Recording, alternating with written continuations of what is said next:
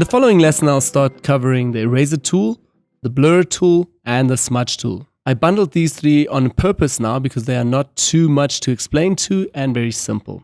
Let's start right away with the eraser tool. Right away at the top, you can again see it changes.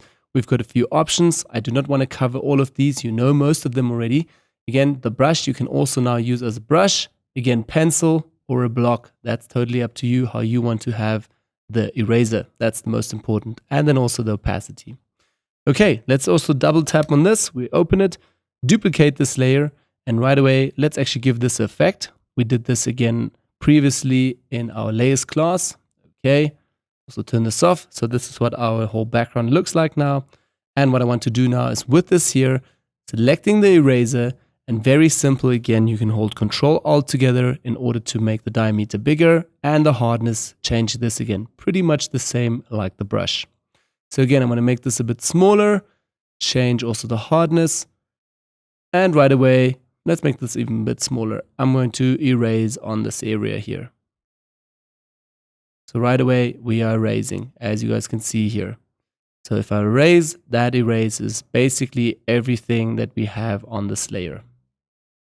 Like so. As you guys can see here, that's what we've erased now. Very simple tool.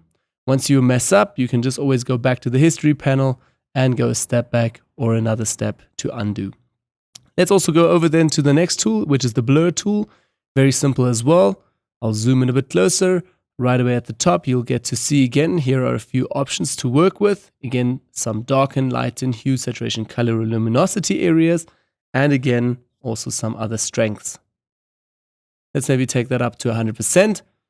Hold Control Alt together, move the diameter bigger. I'll change the hardness and right away show you what the blur tool does. So basically, it just blurs your image. Now it blurs at 100%.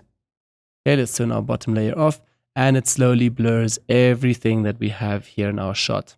And now you've blurred this once, so this means you have blurred this at 100%. But if you go over this again, you'll blur it again with 100%.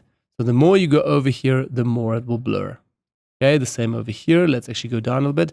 So now you see all the detail. If I make the brush a bit smaller and brush over this, right away we blur the whole edge. Pretty much the same effect as the smudging tool does, but this time the smudging tool also drags out the pixels a little bit. As you can see here, if we're painting like this, it will smudge a little bit. Again, smudging like crazy. Not so important, and to be honest, I've never used this in a retouching. It obviously gives you an effect, but obviously also destroys your pixels. Again, smudging over here, you can also hold Control Alt in order to change the diameter and hardness. The same goes again for the top menu bar. Again, you have some brush presets over here, which you can also work with. Now you also see the transfer, it's active, so play a little bit with this.